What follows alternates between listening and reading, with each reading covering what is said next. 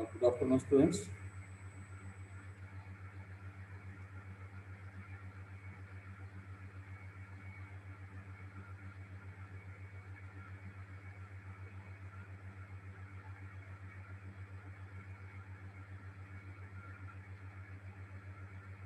Students, are you listening my voice?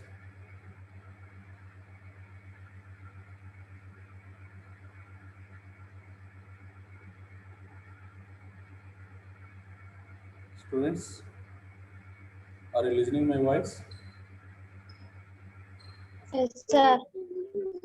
Right. Before going to today's concept, um, art and architectural development in ancient Greece, we have to see the things what we discussed in the last class. Um, I will recap the points what we discussed in the last class, right? Okay.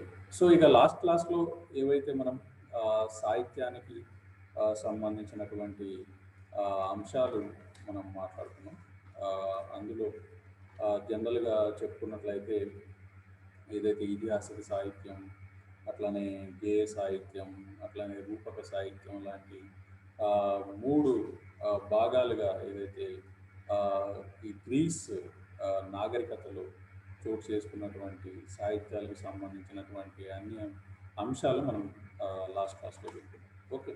So ముఖ్యంగా ఏదైతే ఐతిహాసిక సాహిత్యంలో మనకి Iliad, Odyssey లాంటి ఆ, గొప్ప ఆ, ఏదైతే works మనకి కనిపిస్తాయి, ఏదైతే హోమర్ ద్వారా రాయబడినటువంటి ఏదైతే ఈ ఇలియాడ్, ఒడిసీ అనేటటువంటి కావ్యాలు, అట్లనే ఇవే కాకుండా ఏసియాడ్ రాసినటువంటి వర్క్ అండ్ డేస్, అట్లనే డీసెంట్ ఆఫ్ ద గాడ్స్ అనేటటువంటి వర్క్స్ కూడా మనం ఏదైతే ఐతిహాసిక సాహిత్యంలో చెప్పుకుంటాం.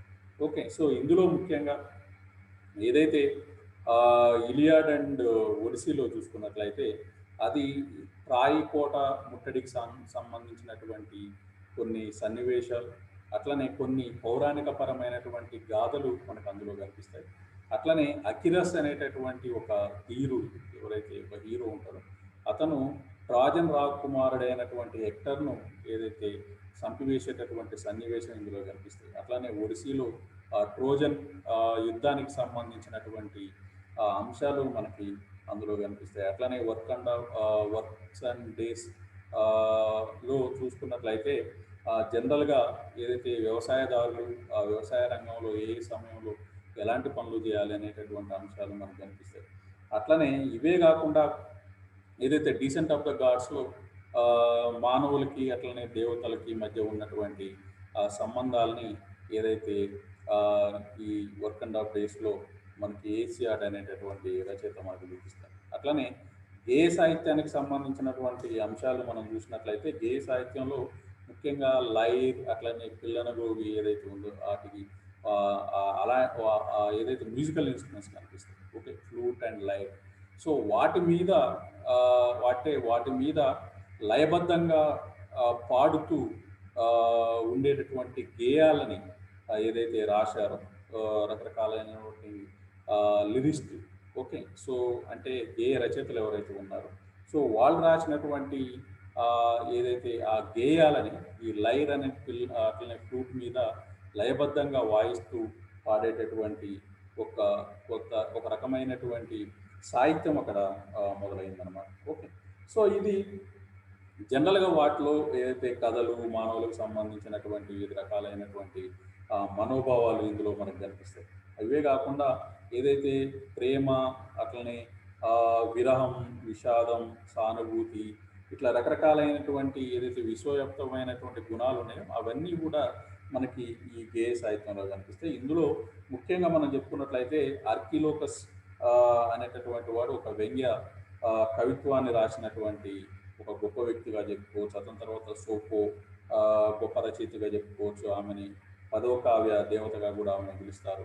ఓకే. సో ఇంకా మనం చెప్పుకున్నట్లయితే ఏదైతే అనాక్రియన్ మరో భావకవిగా చెప్పుకోవచ్చు. ఇతడు జనరల్‌గా యుద్ధాన్ని ఇష్టపడినటువంటి వ్యక్తి. అంటే జనరల్‌గా యాన్షియంట్ గ్రీస్‌లో అందరూ గూడా ఏదైతే యుద్ధాన్ని కోరుకునేటటువంటి వాడు, అట్లనే యుద్ధ ప్రేమికులుగా మనం చెప్పుకోవచ్చు. కానీ ఈ అనక్రియాన్ అనేటటువంటి వాడు మాత్రం యుద్ధ వ్యతిరేకి.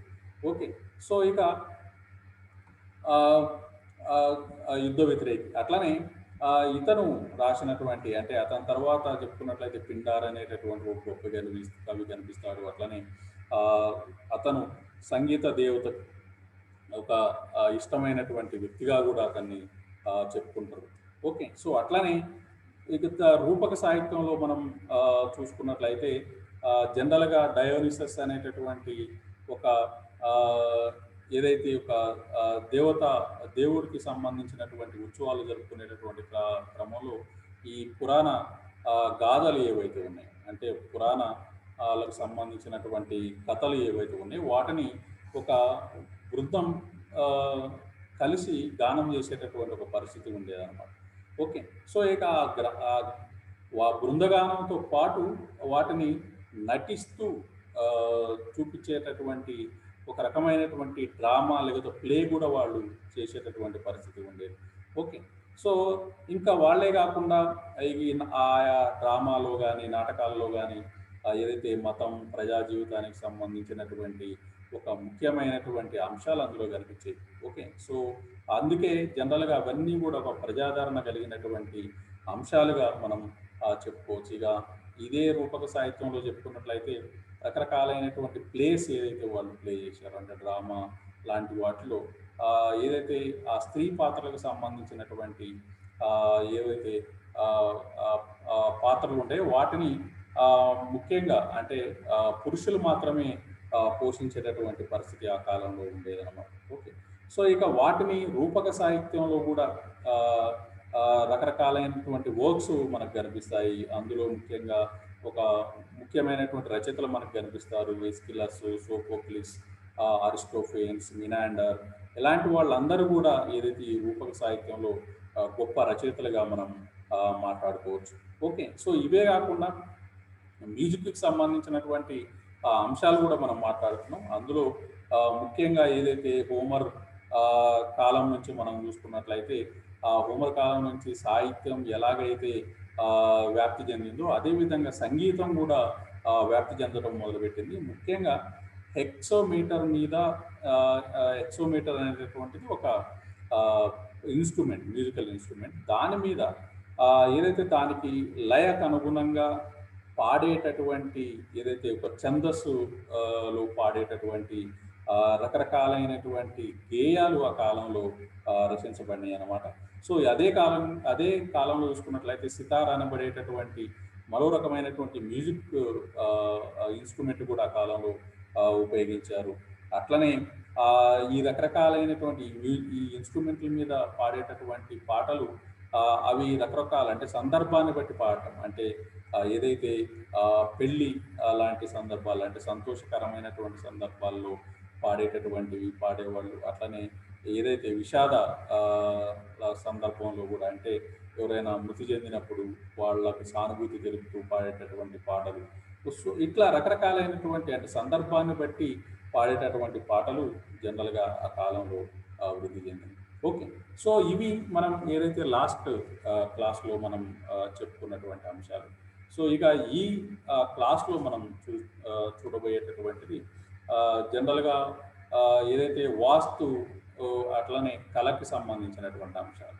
ఓకే. సో, వాస్తుతో పాటు ఇక చిత్రలేఖనం లాంటి కొన్ని రకాలైనటువంటి ఏదైతే అంశాలు ఉన్నాయో ఆ అంశాలకు సంబంధించినటువంటి విషయాలు మనం ఈ క్లాస్‌లో చెప్పుకుందాం. ఓకే.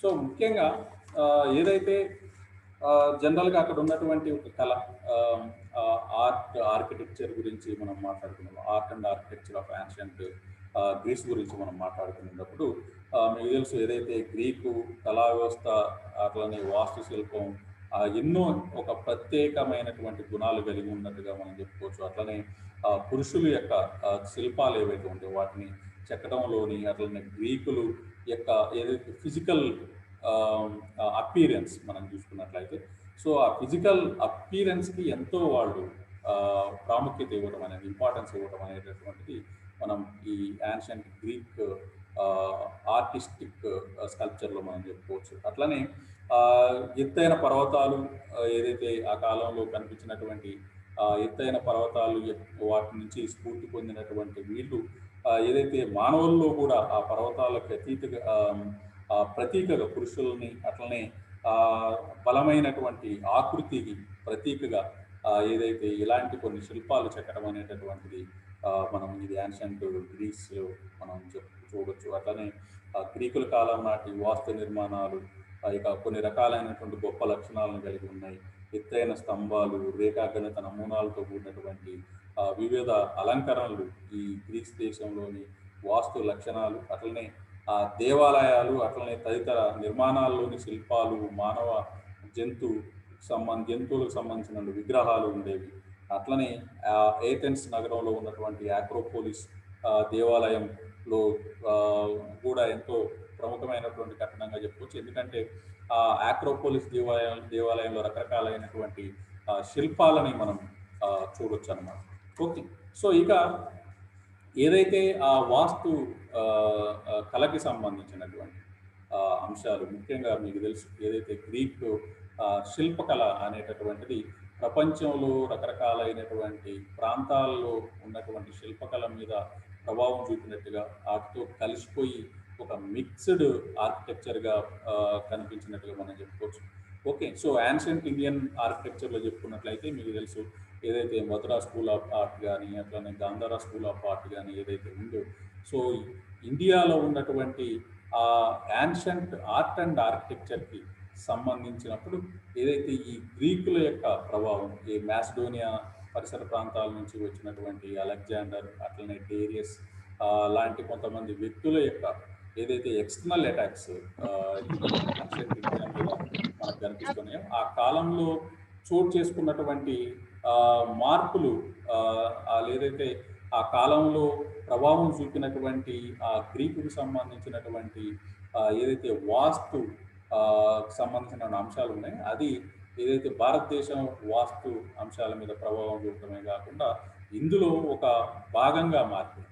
ఓకే, సో మీకు తెలుసు ఏదైతే బుద్ధిస్ట్ ఆర్కిటెక్చర్లో చూసుకున్నప్పుడు ఏదైతే స్టాండింగ్ పొజిషన్ ఆఫ్ బుద్ధా కానీ, లేకపోతే sitting position of the Buddha కానీ, లేకపోతే గాంధార స్కూల్ ఆఫ్ ఆర్ట్లో తీసుకున్నప్పుడు ఆ బుద్ధుడి యొక్క విగ్రహాలని మనం అబ్జర్వ్ చేసినట్లయితే జనరల్గా అతని యొక్క జుట్టు ఏదైతే ఉంగరాల జుట్టు ఉన్నట్టుగా, అట్లనే అతను ధరించినటువంటి వస్త్రాన్ని మనం చూసుకున్నట్లయితే ట్రాన్స్పరెంట్ వస్త్రం ధరించినటువంటి కొన్ని అంశాలు మనకి ఈ గాంధార స్కూల్ ఆఫ్ ఆర్ట్లో కనిపిస్తాయి. అవన్నీ కూడా గ్రీకు శిల్పకళ చూపించినటువంటి ప్రభావంగా మనం చెప్పుకోవచ్చు. ఓకే, సో ఇక జనరల్గా ఈ యాన్షియంట్ గ్రీస్ ఆర్ట్ అండ్ ఆర్కిటెక్చర్లో కనిపించేటటువంటి అంశాలు మనం చూసినట్లయితే ఇవన్నీ కూడా సముద్రానికి అంటే సమీపంలో ఉన్నటువంటి ప్రాంతాలు కాబట్టి, అంటే గ్రీక్ యొక్క ప్రాంతాలన్నీ కూడా మూడు వైపులా సముద్రాన్ని ఆవరించి ఉన్నటువంటి ప్రాంతాలు కాబట్టి, సో ఆ గ్రీకుల యొక్క నివాసాలు కూడా రెండు రకాలుగా వాళ్ళు ఏర్పాటు చేసుకునేటటువంటి పరిస్థితి ఉండేది. మొదటిదేమో ఏదైతే రేగడి భూముల్ని ఏదైతే కొన్ని వ్యవసాయ భూములుగా వాళ్ళు మలుచుకున్నారు, అట్లనే తర్వాత కాలంలో కొంచెం ఎత్తులో ఉండేటటువంటి కొండ చర్యలు పైన కొన్ని నగరాలు నిర్మించుకునేటటువంటి ఒక పద్ధతి కూడా ఫాలో అయ్యారు. మొదట్లోని ఏదైతే వాటర్ ఫెసిలిటీ ఎక్కువగా ఉండి సారవంతమైనటువంటి రేగడి నేలల్లో వాళ్ళు వ్యవసాయం చేసేటటువంటి పరిస్థితి, తర్వాత ఎత్తైన కొండల మీద నివాసం ఉండటం అనేటటువంటి వాళ్ళు ఫాలో అయినటువంటి అంశాలు. సో ఇవన్నిటిని కూడా ఏదైతే ఎత్తైన ప్రాంతాల్లో నివాసాలను ఏర్పాటు చేసుకున్నటువంటి ఆ ప్రాంతాలని ఆక్రోపోలిస్గా మనం చెప్పుకుంటాం అన్నమాట. ఓకే, సో ఇక ఇది గ్రీక్ నాగరికతలో అంటే జనరల్గా కొండల మీద, కొండ చర్యల మీద పెద్ద పెద్ద దేవాలయాలు నిర్మించడం అనేటటువంటిది ఈ గ్రీకు యొక్క యాన్షియంట్ గ్రీక్ నుంచి మిగతా ప్రాంతాల వాళ్ళు నేర్చుకున్నట్టుగా మనం చెప్పుకోవచ్చు. సో ఇక ఇలాంటి దేవాలయాలు, కొండల మీద నిర్మించినటువంటి దేవాలయాలు మనకి ఈ యాన్షియంట్ గ్రీస్లో ఎక్కువగా ఏథెన్స్లో ఉన్నటువంటి ఎథీనా దేవాలయం కానీ, పార్థినాన్ దేవాలయం కానీ, అట్లనే కలేరియాలో ఉన్నటువంటి పోసిడాన్ దేవాలయాలు మనకు ముఖ్యంగా చెప్పుకోవచ్చు. అవి కూడా పెద్ద పెద్ద కొండల మీద మాత్రమే నిర్మించినటువంటి నిర్మాణాలుగా మనం చెప్పుకోవచ్చు. ఓకే. సో ఇక ఈ నిర్మాణాలు ముఖ్యంగా కొయ్యనే కాకుండా అంటే వుడ్ మాత్రమే కాకుండా సో ఏథెన్స్‌కి దగ్గరలో గల పెంటెలికస్ అనేటటువంటి ఒక పర్వతం. ఏథెన్స్ మీకు తెలుసు సిటీ స్టేట్. ఆ ఏథెన్స్ సిటీ స్టేట్‌లో ఉన్నటువంటి ఏథెన్స్ సిటీకి దగ్గరలో ఉన్నటువంటి పెంటెలికస్ అనేటటువంటి పర్వతంలో ఉండేటటువంటి పాలరాళ్ళ యొక్క నిర్మాణం ఏదైతే ఉందో అంటే పాలరాళ్ళను ఉపయోగించి నిర్మించేటటువంటి నిర్మాణాలు ఆ ఏథెన్స్ సిటీ స్టేట్ చుట్టుపక్కల ఎక్కువగా కనిపిస్తూ ఉంటాయి. అది క్రమక్రమంగా మిగతా సిటీ స్టేట్స్ కూడా అవి పాకిపోయింది. పాలరాళ్ళ ఉపయోగం అనేటటువంటిది. ఓకే. సో అందుకే ఏథెన్స్‌ని పాలించినటువంటి పెరిక్లస్ అనేటటువంటి ఒక రాజు యొక్క కాలాన్ని పాలరాతి యుగంగా చెప్తారు. ఓకే. సో పాలరాల యుగంగా చెప్తారు. Okay. So age of marbles అంటాము. ఓకే. సో ఇక ఆ పెరిక్లస్ కాలాన్ని ఏజ్ ఆఫ్ మార్బుల్స్‌గా చెప్పొచ్చు. ఎందుకంటే ఆ కాలం నుంచి విరివిగా ఈ పాలరాలు ఉపయోగం అనేటటువంటి ఆ నిర్మాణాల్లో చోటు చేసుకున్నాయి. ఓకే. సో ఇవే కాకుండా ఆ నిర్మాణాల్లో ముఖ్యమైనటువంటి కోటలు, వ్యాయామశాలలు, అట్లనే ఎడ్యుకేషన్ ఇన్‌స్టిట్యూషన్స్, అట్లనే టెంపుల్స్ అనేటటువంటివి మనకి ఎక్కువగా కనిపిస్తాయి. సో ఇక ఆ నిర్మాణాలలో వాళ్ళ శిల్పానికి కూడా తగ ప్రాధాన్యతలని ఇవ్వడం అనేటువంటిది జరిగింది. అట్లనే గ్రీక్ శిల్పంలో ప్రకృతి మీద మానవుని ఆధిపత్యాన్ని ప్రధానమైనటువంటి నమూనాగా గ్రహించి ప్రకృతి సౌష్ఠవంగా చూపించడం మొదలుపెట్టారు. దానివల్లనే గ్రీక్ శిల్పాలలో ప్రకృతికి చెందినటువంటి ఏదైతే యథాతథ యథాతథ స్థితి మనకి యాస్టీస్ పొజిషన్ అనేటటువంటిది మనకి విశేషంగా అందులో కనిపిస్తూ ఉంటుంది. అట్లనే సకల మానవులు అంటే ఏదైతే మొత్తం ప్రపంచం మొత్తం కూడా మెచ్చుకునేటటువంటి గొప్ప శిల్ప పరంపర మాత్రం మనకి ఈ యాన్షంట్ గ్రీక్‌లో మనకు కనిపిస్తూ ఉంటుంది. అట్లనే గ్రీకులు కేవలం శిల్ప, వాస్తు కళలకే వాళ్ళ యొక్క పరిజ్ఞానాన్ని పరిమితం చేసుకోలేదు. సో ఇక వాటితో పాటు చిత్రకళ, పెయింటింగ్‌కి సంబంధించినటువంటి అంశాలు కూడా వాళ్ళు ఫాలో అయ్యారు. ఇక ఆ కాలంలో గ్రీకులు తమ శాస్త్ర సాంప్రదాయాలను కూడా పెంపొందించుకున్నారు. సో వీళ్ళలో ఇదే కాలంలో ఆ ఏదైతే శాస్త్ర సాంప్రదాయాలు కాకుండా లేదా సైంటిఫికల్ నాలెడ్జ్ ఏదైతే ఉందో దాన్ని రకరకాలుగా ఏదైతే ఈ ఆర్ట్ అండ్ ఆర్కిటెక్చర్‌లో కూడా వాళ్ళు వినియోగించుకోవడం అనేటటువంటిది మనం కామన్‌గా ఇందులో చూస్తూ ఉంటాం అన్నమాట. ఓకే. సో ఇక అందులో ముఖ్యంగా ఏదైతే ఒక శిల్పకళ గురించి మనం మాట్లాడుకునేటప్పుడు ఈ గ్రీక్ యొక్క శిల్పకళ మనకి ముఖ్యంగా ఏదైతే గ్రీక్ చరిత్రలో మనం 3 యుగాలుగా మనం మాట్లాడుకున్నాం. ఏదైతే archaic period, classical period, hellenistic period అని. ఓకే. సో ఇక ఆర్కాయిక్ పీరియడ్, క్లాసికల్ పీరియడ్ అనేటటువంటిది మనం ఇనీషియల్ పీరియడ్స్‌గా చెప్పుకుంటాం. సో ఎక్స్టర్నల్ అటాక్స్ ఏమేమి మనకి ఆ కాలంలో కనిపించవు. కానీ హెలెనిస్టిక్ పీరియడ్ నుంచి మాత్రం ఎక్స్టర్నల్ అటాక్స్ కనిపిస్తాయి. మ్యాసిడోనియన్ అటాక్స్ ఏవైతే మ్యాసిడోనియా నుంచి వచ్చినటువంటి ఏదైతే కొంతమంది రాజులు అలెగ్జాండర్, డేరియస్, సైరస్ లాంటి వాళ్ళు ఏదైతే వాళ్ళు ప్రభావం చూపినటువంటి దండయాత్ర చేసి ఆక్యుపై చేసుకున్నటువంటి పరిస్థితుల్లో ఆ కాలాన్ని మాత్రం మనం హెలెనిస్టిక్ పీరియడ్‌గా చెప్పుకుంటాం. సో ఈ 3 కాలాల్లో వృద్ధి చెందినటువంటి ఆయా ఏదైతే శిల్ప కళని మనం ఇక్కడ ముఖ్యంగా చెప్పుకుంటాం. అందులో మీకు తెలుసు ఏదైతే జనరల్‌గా ఈ ఆర్కాయిక్ పీరియడ్‌లో చెప్పుకున్నట్లయితే అక్కడ కురాయ్ అట్లానే కొరాయ్. కురాయ్ అంటే ఏదైతే ఒక మనిషి రూపంలో ఉన్నటువంటి శిల్పం గాని, అట్లనే వుమెన్ రూపంలో ఉన్నటువంటి కొరాయిగా ఇట్లా అలాంటి స్టాచ్యూస్‌ని వాళ్ళు నిర్మాణం చేసుకున్నట్టుగా మనం ఆర్కైవ్ పీరియడ్‌లో చెప్పుకోవచ్చు. ఇక క్లాసికల్ పీరియడ్‌లో చూసుకున్నట్లయితే జనరల్‌గా వాళ్ళు ఒక రిలాక్స్డ్‌గా ఉన్నటువంటి మానవులు గాని, లేకపోతే వేరే రకాలైనటువంటి జంతువుల యొక్క విగ్రహాలని లేదా ఆకారాలని వాళ్ళు నిర్మించినటువంటి పరిస్థితి మనకు కనిపిస్తూ ఉంటుంది. ఓకే. సో ఇదే కాకుండా రకరకాలైనటువంటి దేవుళ్ళు, దేవతలు ఎవరైతే జీఎస్, అపోలో లాంటి కొంతమంది ఎథీనా, పోసిడాన్ లాంటి కొంతమంది ఏదైతే దేవుళ్ళు, దేవతలు ఉన్నారో వాళ్ళకి సంబంధించినటువంటి విగ్రహాల యొక్క నిర్మాణం కూడా ఏదైతే క్లాసికల్ పీరియడ్‌లో మనకు కనిపిస్తుంది. ఓకే. సో ఇక హెలెనిస్టిక్ పీరియడ్‌కి వచ్చేసరికి జనరల్‌గా ఏదైతే ఇది బయట విదేశీ యొక్క ఆక్రమణలో జరిగినటువంటి పరిస్థితుల్లో జనరల్‌గా వాళ్ళు తీసుకొచ్చినటువంటి కొత్త రకమైనటువంటి అంశాలు అక్కడ ఎగ్జిస్ట్ అయి ఉన్నటువంటి అంశాల మీద ప్రభావం చూపటమే గాకుండా ఒక మిక్స్‌డ్ కల్చర్ అనేటటువంటిది ఇక్కడ జనరల్‌గా మనకు కనిపిస్తూ ఉంటుంది. ఓకే. సో, ఇక్కడ ముఖ్యంగా చెప్పుకున్నట్లయితే ఆహ్, ఈ మిక్స్‌డ్ కల్చర్‌లోని రకరకాలైనటువంటి అంశాలు ముఖ్యంగా ఏదైతే ఉమెన్ అట్లనే పిల్లలకి సంబంధించి అట్లా సామాన్య మానవులకు సంబంధించినటువంటి ఎక్కువ ఏదైతే శిల్పాలు చెక్కడం అనేటటువంటిది ఇందులో మనకు కనిపిస్తుంది. సో, ఇట్లా రకరకాలైనటువంటి అంశాలు మనకి ఈ ఆహ్, ఏదైతే హెలెనిస్టిక్ పీరియడ్‌లో మనకు కనిపిస్తూ ఉంటాయి. ఓకే. సో, ఇక గ్రీక్ స్కల్ప్చర్‌కి సంబంధించినటువంటి అంశాలు అట్లనే పెయింటింగ్స్, పోటరీ మనం చూసినట్లయితే సో, అందులో కూడా రకరకాలైనటువంటి మార్పులు, చేర్పులు మనం చూస్తామనమాట.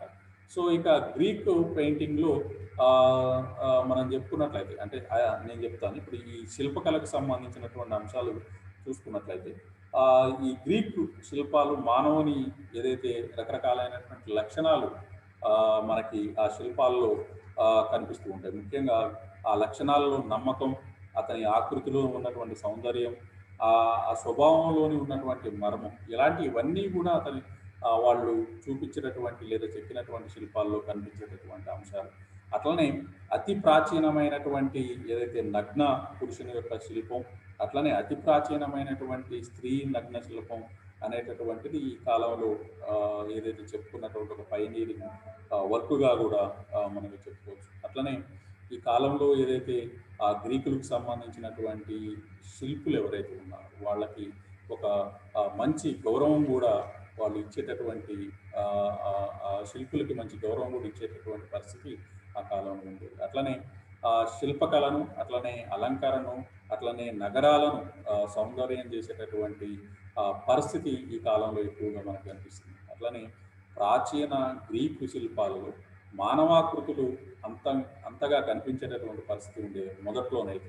మొదట్లోనంటే ఏదైతే ఆర్కాయిక్ పీరియడ్‌లో మనకి అలాంటి పరిస్థితి ఉండేది. కానీ క్లాసికల్ పీరియడ్ నుంచి మాత్రం కొన్ని మార్పులు కనిపిస్తాయి. ఓకే. సో, అందులో ఏదైతే అవయవాల్లో సజీవ సౌష్ఠవం కనిపించేటటువంటి పరిస్థితి మొదట్లో లేకపోయినా గానీ, అది తర్వాత కాలంలో మనకి క్లాసికల్ పీరియడ్ నుంచి మనకు కనిపిస్తూ ఉంటుందన్నమాట. ఓకే. సో, ఇక అందమైనటువంటి శిల్పాలను తయారు చేసేటటువంటి పరిస్థితి, అట్లనే దుస్తులు ధరించిన స్త్రీ ఆహ్, చేయి చాపి ఏదైతే నివేదనను అందిస్తున్నట్లుగా ఉండేటటువంటి శిల్పాలు ఆ కాలంలో ఎక్కువగా ప్రాముఖ్యతను సంతరించుకున్నాయంటే, ఎక్కువగా శిల్పాలు కూడా మనకు కనిపించాయంట. అట్లనే తొలి రోజుల్లో విగ్రహాలకి ఏదైతే రంగులు పూసేటటువంటి పరిస్థితి ఉండేది కాదు. రంగులు పూసేటటువంటి పరిస్థితి ఉండేది. కానీ ఆ రంగు పూయటం అనేటటువంటిది ఆ శిల్పంని కొంచెం ఏదైతే స్మూత్‌గా ఉండే విధంగా చూపించేటటువంటి క్రమంలో మాత్రమే వాళ్ళు ఏదైతే ఆ రంగు అనేటటువంటిది దాని మీద పూసేటటువంటి పరిస్థితి ఉండేదండి. కానీ పనితనం అనేటటువంటిది పెరిగాయి. వాళ్ళు స్కిల్ నెస్ పెరిగిన తర్వాత ఆ రాళ్ళకు రంగు పూసేటటువంటి పద్ధతిని వాళ్ళు పూర్తిగా విడిచిపెట్టారట. ఆ తర్వాత రకరకాలైనటువంటి ఏదైతే మెటల్స్‌తో తయారు చేసినటువంటి శిల్పాలని రూపొందించడం కూడా మొదలుపెట్టారు. ముఖ్యంగా కంచు ఏదైతే ఉందో కంచుతో తయారు చేసినటువంటి శిల్పం ఎక్కువగా ఆ కాలంలో కనిపించేది. ఓకే. సో, ఇందులో పిడియాస్ అనేటటువంటి ఒక గొప్ప శిల్పి ప్రసిద్ధుడిగా చెప్పుకుంటారు. సో, ఇతడు ఏథెన్స్‌లో గల పార్థనాన్ దేవాలయంలో ఉన్నటువంటి శిల్పాలన్నిటిని కూడా ఈ పిడియాస్ అనేటటువంటి ఒక శిల్పి చెక్కారంట.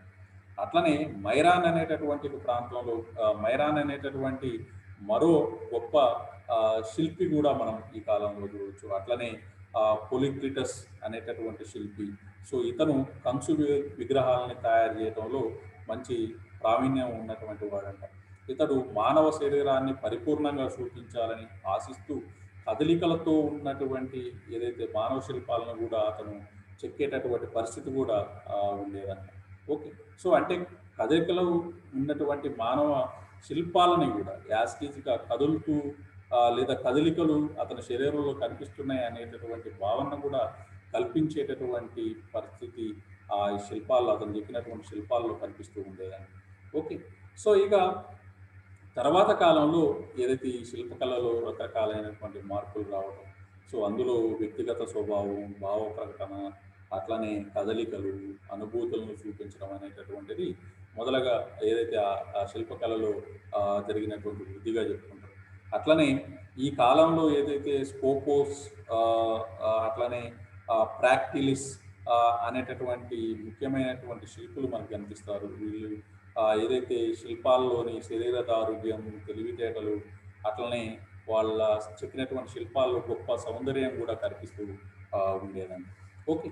సో ఇక మనకి ఏదైతే పెయింటింగ్స్ లో మనం చెప్పుకున్నట్లయితే ఏదైతే వస్తువులు ఏర్పాటు, అట్లనే అలంకరణలో పరిమితమైనటువంటి భావన, అట్లనే గ్రీకు చిత్రలేఖనంలో ముఖ్యంగా కనిపించినటువంటి అంశాలుగా చెప్పుకోవచ్చు. అట్లనే ఎక్కువ చిత్రాలు జాడీల మీద కానీ, గోడల మీద కానీ, అట్లనే చెక్కల మీద కానీ వాళ్ళు చెక్కడం అనేటటువంటిది లేదా పెయింట్ చేయడం అనేటటువంటిది కామన్గా కనిపించేటటువంటిది అనమాట.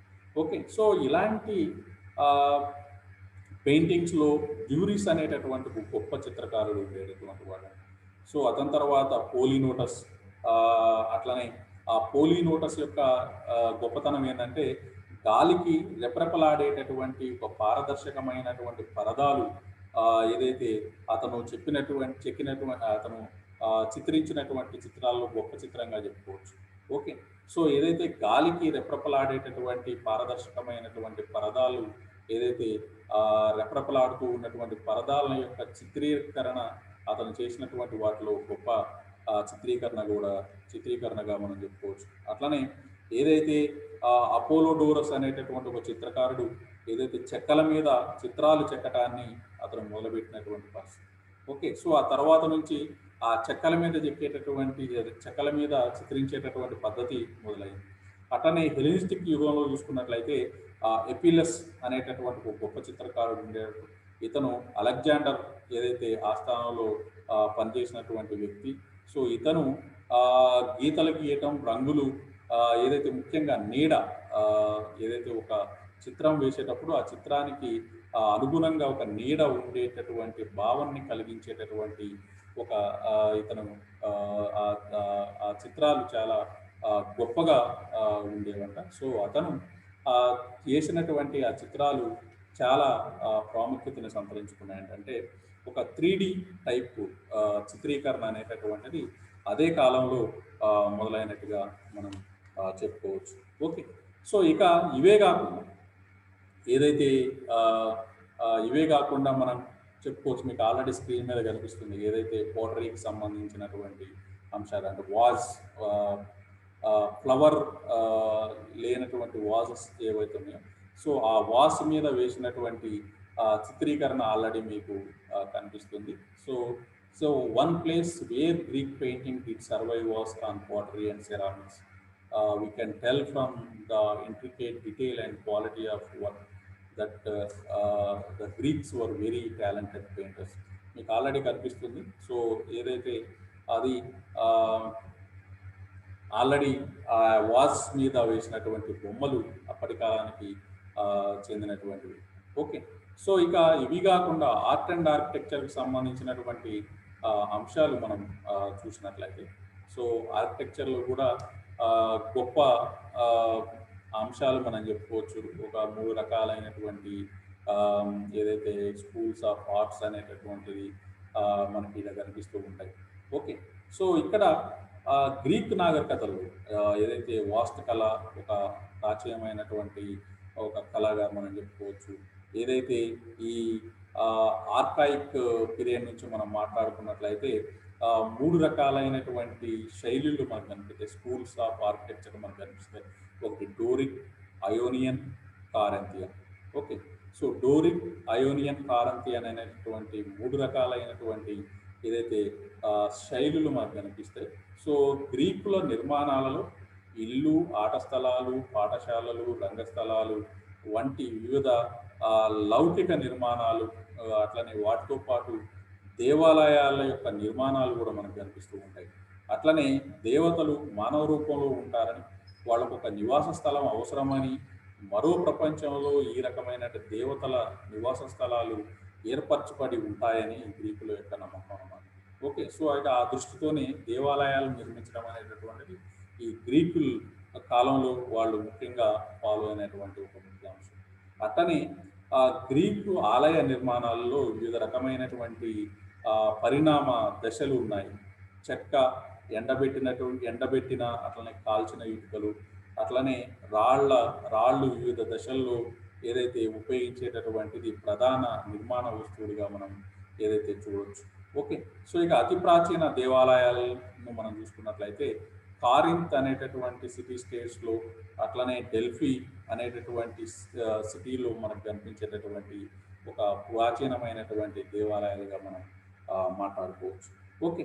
సో ఇవే కాకుండా మీరు చూసినట్లయితే ఏదైతే the ancient Greeks had a unique style of architecture that is still copied today in government buildings and major monuments throughout the world.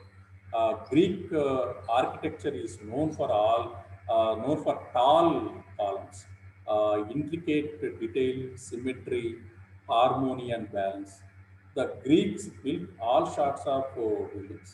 The main examples of Greek architecture that survive today are the large temples that they built to their gods.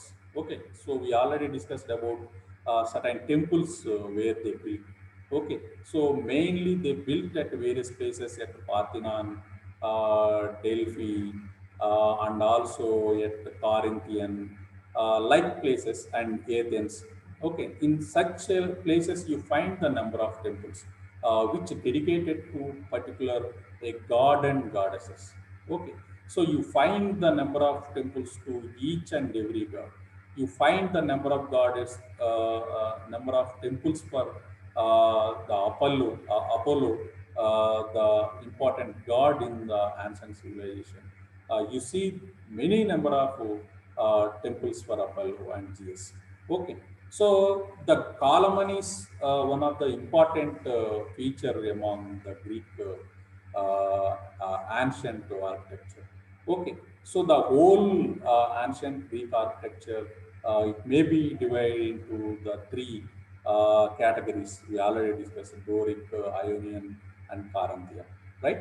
So among them, Kalaman is one of the most important feature among them. Okay. So when you see these columns, the Greeks built most of their temples and government buildings in the three types of style. We already discussed Doric, Ionic, and Corinthian.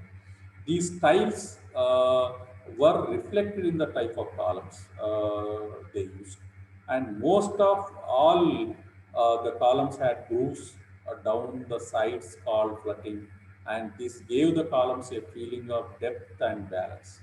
Okay, so Doric is one type of a type of a architecture. Okay, so within it, Doric columns were the most simple and thickest of the Greek style, and they had no decoration at the base and a simple capital at the top. And Doric columns tapped, so they were wider on the bottom than the top. Okay, so ఇక Doric స్టైల్లో మనం చెప్పుకున్నట్లయితే ఇది ఒక ప్రాచీనమైనటువంటి శిల్పకళ. దీనిపై ఎక్కువగా ఈజిప్ట్కి సంబంధించినటువంటి ప్రభావం ఎక్కువగా కనిపిస్తూ ఉంటుంది. అట్లనే కారింత్, అట్లనే డెల్ఫీలో ఉన్నటువంటి దేవాలయాలు ఏదైతే ఉంటాయో అవన్నీ కూడా ఒక ప్రాచీనమైనటువంటి దేవాలయాలు. అవన్నీ కూడా ఈ డోరిక్ శైలిలో నిర్మాణం చేసినటువంటి నిర్మాణాలు. ఓకే, సో ఈ శైలిలో ఎక్కువగా కనిపించేటటువంటివి పెద్ద ఎత్తైనటువంటి స్తంభాలు అంటారు. ఓకే, కాలమ్స్ అంటే స్తంభాలు. సో ఇందులో మనకి ఏదైతే ఒక థిక్కెస్ట్ అండ్ టాలెస్ట్ కాలమ్స్ మనకి ఇందులో కనిపిస్తూ ఉంటాయి. Okay, so when you see the Ionic columns were the thinner than the Doric and had a base at the bottom. Okay, so కింద దానికి ఒక బేస్ కనిపిస్తూ ఉంటుంది. సో ఇక మనం డోరిక్తో పోల్చుకున్నట్టయితే ఆ డోరిక్ కంటే సన్నగా ఉండేటటువంటి స్తంభాలు ఏవి కనిపిస్తాయి. ఓకే, సో డోరిక్లో థిక్గా కొంచెం పెద్దగా ఉన్నటువంటి స్తంభాలు మనకు కనిపిస్తే, అయానిక్లో మాత్రం కొంచెం ఏదైతే థిన్గా ఉన్నటువంటి కొంచెం సన్నగా ఉన్నటువంటి స్తంభాలు మనకు ఇందులో కనిపిస్తాయి. దాని కింద అడుగు భాగం మాత్రం ఒక బేస్ మాత్రం ఇక్కడ మనకు కనిపిస్తూ ఉంటుంది. Okay, so that Capital at the top was decorated with the scrolls of each side. Okay. So ఇక దాని మీద ఏదైతే క్యాపిటల్ చెప్పుకుంటామో, సో ఆ పిల్లర్ మీద ఉండేటటువంటి పైన ఉండేటటువంటి క్యాపిటల్ ఏదైతే ఉందో, సో ఆ క్యాపిటల్లోని రకరకాలైనటువంటి డెకరేటెడ్ స్కోల్స్ మనకి కనిపిస్తూ ఉంటాయి. సో ఇక అయోనిక్ శైలికి సంబంధించినటువంటి వాటిలో ముఖ్యంగా చెప్పుకున్నట్లయితే, అంటే ఈ అయోనిక్ శైలి మీద ఏదైతే ఒక ఈజిప్టు అట్లనే బ్యాబిలోనియన్ సంబంధించినటువంటి ప్రభావం ఎక్కువగా కనిపిస్తుంది. అట్లనే అయోనిక్ స్తంభాల పైభాగంలో ఎక్కువగా ఉబ్బెత్తు ఉండేటటువంటి శిల్పం కనిపిస్తుంది. అట్లనే ఏథెన్స్ వద్ద నిర్మించినటువంటి ఏదైతే ఎర్కేయం అనేటటువంటి భవనం ఈ శైలిలో ముఖ్యంగా కనిపించేటటువంటి భవనంగా మనం చూడవచ్చు. ఓకే, ఒక మంచి ఉదాహరణగా చూడవచ్చు. ఓకే, ఇక కారింథియన్ స్టైల్కి వచ్చేసరికి the కారింథియన్, the most decorative of the three orders was the Corinthian. Okay, so ఆ మూడు రకాల శైలిలోకెల్లా డెకరేటివ్గా ఉన్నటువంటి ఒక శైలి ఇది Corinthian style. Okay, so the capital was decorated with scrolls and leaves of the acanthus plant. Okay, so the Corinthian order became popular in the later era of the Greece and also was heavily copied from the Romans. Okay, so ఇక ఈ కోరింథియన్ style అనేటటువంటిది Roman నుంచి copy చేసినటువంటి, లేకపోతే Roman యొక్క ప్రభావం మనకి ఎక్కువగా కనిపించేటటువంటి ఒక స్టైల్ అన్నమాట ఇది. ఓకే, సో ఇక ఈ జనరల్గా ఈ శైలికి ఒక ఉదాహరణగా చెప్పుకున్నట్లయితే ఏథెన్స్కి చెందినటువంటి ఏదైతే లిసిక్రటస్ అనేటటువంటి ఒక విగ్రహం ఈ కారింథియన్ స్టైల్కి ఒక గొప్ప ఏదైతే ఉదాహరణగా మనం చూడవచ్చు. అట్లనే హెలెనిస్టిక్ యుగంలో ఎక్కువగా లౌకిక నిర్మాణాల మీద మక్కువ చూపినటువంటి పరిస్థితి ఉండేది. అట్లనే రాజప్రసాదాలు, మండపాలు, ఏదైతే గ్రంథాలయాలు, వస్తు ప్రదర్శనశాలలు, క్రీడా మందిరాలు, ఇట్లా రకరకాలైనటువంటి అంశాలు, నిర్మాణాలు బాగా వృద్ధి అనేటటువంటిది ఈ హెలెనిస్టిక్ కాలంలో జరిగినటువంటి అంశాలుగా మనం చూడవచ్చు. ఓకే, సో ఇవే కాకుండా మనం చెప్పుకున్నట్లయితే ఇంకా రకరకాలైనటువంటి బిల్డింగ్స్ గురించి మనం మాట్లాడుతున్నాం. అందులో ముఖ్యంగా టెంపుల్స్, అట్లానే రాయల్ ప్యాలెసెస్ అనేవి మనకు కనిపిస్తుంది. Okay, so among the temples, the Greek temples were grand buildings with a fairly simple design. The outside was surrounded by a row of columns. Above the columns was a decorative panel of the sculpture called the frieze. Above the frieze was a triangle-shaped area with more sculptures called the pediment. And inside the temple was an inner chamber that housed the statue of the god or goddess of the temple. Okay, so ఇక మీకు తెలుసు ఏదైతే మెస్కోమియన్ temples మనం చెప్పుకున్నట్లయితే ఒక 7 storage temples మనకు కనిపిస్తాయి. కానీ ఈ గ్రీక్ టెంపుల్స్లో అలాంటి పరిస్థితి ఏమీ మనకు పెద్దగా కనిపించదు. స్టోరేజ్ అనేటటువంటిది మనకు కనిపించదు, కానీ ఒక పెద్ద, అంటే ఒక విశాలంగా ఉండేటటువంటి ఒక బిల్డింగ్ మాత్రం మనం చెప్పుకోవచ్చు ఇక్కడ. ఓకే, సో ఇక the most famous temple of ancient Greece is the Pantheon, located on the Acropolis in the city of Athens. It was built for the goddess Athena, and the Pantheon was built in the Doric style of architecture. It had 46 outer columns, each 6 feet in diameter and 34 feet tall. Okay, 34 feet tall. Okay, so మొత్తం ఏదైతే 46 కాలమ్స్తో నిర్మించినటువంటి ఈ గొప్ప టెంపుల్గా మనం చెప్పుకోవచ్చు ఏదైతే Corinthian temple. Okay, so the inner chamber contain a large gold and ivory statue of Athena. Okay, so ఇక లోన ఉన్నటువంటి విగ్రహాన్ని మనం చూసుకున్నట్లయితే ఆ విగ్రహాన్ని బంగారంతో చేసినటువంటి ఏదైతే ఒక విగ్రహంగా మనం చెప్పుకోవచ్చు, large gold and ivory statue అన్నమాట. ఓకే, సో ఇక టెంపుల్సే కాకుండా మనం చెప్పుకున్నట్లయితే besides the temples, the Greeks built numerous other types of public buildings and structures. They built large theaters that could hold over 10,000 people. The theaters were usually built into the side of a hill and were designed with acoustics that allowed even the back rows to hear the actors. They also built covered walkways called the stores. They were where merchants would sell goods and people held public meetings. Other public buildings included gymnasiums, courthouse, council building, and sports stadium. Okay, so such a large theater types, open air theater type structures you find in the Greek ancient period, where you find number of structures and these open theaters, they can build such a structure that the last person also see clearly the towards clearly you can observe the play which is playing on the dais. Okay, so the last person who is sitting in the last row, they can clearly observe the dais. Okay, so and on the back side of these theaters, open air theaters, you also find certain attached shops complex. Okay, so where the merchants can they sell their products. Uh, uh, these are like a such a modern multi plex and modern open theater structure which you could see in the ancient Greece civilization. Okay, so all these are such a important things regarding the ancient art and architecture of ancient Greece. And here also some architectural elements on your screen you are watching.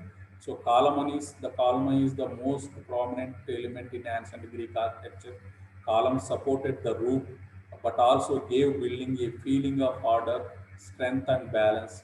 And capital, you are well known, where you find Sarnath line capital, where you see a line statue on the top of the pillar at the Sarnath.